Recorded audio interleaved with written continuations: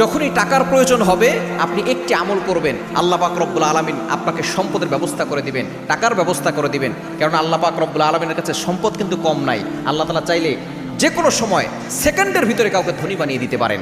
কারণ নবীজি সাল্লাল্লাহু আলাইহি ওয়াসাল্লামের একজন সাহাবী কঠিন বড় বিপদে পড়েছিলেন, তার কাছে সম্পদ ছিল না, ঋণের বোঝায় জর্জরিত ছিল। এটা আবু দাউদ শরীফের 1555 নম্বর হাদিস।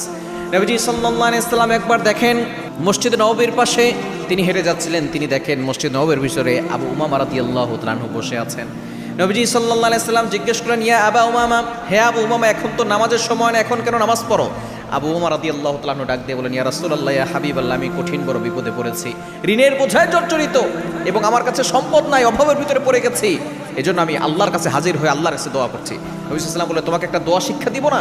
এই দোয়ার আমল যদি তুমি করতে পারো তোমার সম্পদের অভাব হবে না, তোমার ঋণ মুক্ত হয়ে যাবে, আল্লাহ তাআলা ঋণের ব্যবস্থা করে দিবেন।